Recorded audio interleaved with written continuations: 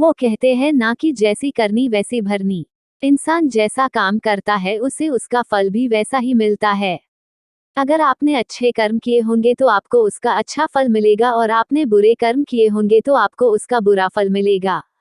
अगर किसी के साथ कुछ बुरा होता है तो लोग कहते हैं कि इसने पिछले जन्म में जरूर कुछ बुरा किया होगा इसलिए ही उसके साथ ऐसा बुरा हुआ, और अगर किसी के साथ कुछ अच्छा होता है तो लोग कहते हैं कि इसने पिछले जन्म में जरूर कुछ अच्छा काम किया होगा इसलिए ही इसके साथ आज ये अच्छा हुआ। देखा जाए तो आज के जमाने में इंसान को अपने इस जन्म का हिसाब इसी जन्म में चुकाना पड़ता है, क्योंकि पहले भगवान नोटबुक पेन लेकर के हिसाब करते थे इसलिए उन्हें हिसाब करने में देर लगती थी। आज के जमाने में भगवान के पास भी लैपटॉप आ गया है तो उन्हें इंसान के कर्म का फल देने में यानी कि हिसाब करने में देरी नहीं लगती है। आज की ये कहानी जैसी करनी वैसी भरनी भी उसी के बारे में है। एक बार एक व्यक्ति को रास्ते में यमराज मिल जाते हैं। वो व्यक्ति उन्हें पहचान नहीं पाया। यमराज ने उस व्यक्ति से पीने के लिए पानी मांगा। उस व्यक्ति ने बिना कुछ सोचे और बिना एक भी क्षण गंवाए यमराज को पानी पिला दिया। पानी पीने के बाद यमराज ने उस व्यक्ति को बता दिया कि वो उसके प्राण लेने के लिए आए हैं, किंतु उस व्यक्ति ने यमराज की प्यास बुझाई है इसलिए वो उन्हें अपनी किस्मत बदलने का एक मौका देते हैं। इतना बोलने के बाद यमराज ने उस व्यक्ति के हाथ में एक डायरी दे दी और उस व्यक्ति से कहा कि तुम्हारे पास 10 मिनट का समय है। इस डायरी में तुम जो भी लिखोगे वही सच में हो जाएगा, लेकिन ध्यान रखना कि तुम्हारे पास केवल 10 मिनट ही है।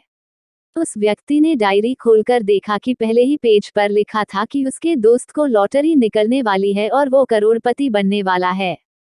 वो व्यक्ति ने वहां लिख दिया कि उसके दोस्त को लॉटरी न निकले।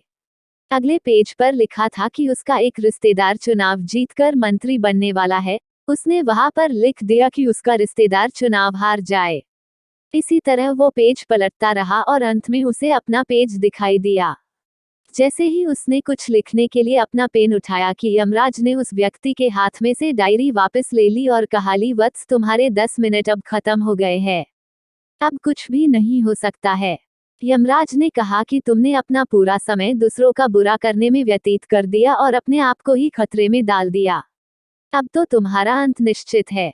अब तुम्हें कोई नहीं बचा सकता क्योंकि तुम अपने आप को ही नहीं बचा पाए। यह सुनकर वो व्यक्ति बहुत ज्यादा पछताता है, लेकिन अब पछताने से कुछ नहीं हो सकता था क्योंकि अब सुनहरा मौका उसके हाथ से निकल चुका था। मॉरल: अगर भगवान ने आपको कोई शक्ति दी है तो कभी किसी का बुरा न सोचे और ना ही किसी का बुरा करे। दूसरों का भला करने वाले सदा सुखी और दूसरों का बुरा करने वाले सदा दुखी रहते हैं। प्लीज लाइक करिएगा, सब्सक्राइब करिएगा और मुझे सपोर्ट करिएगा।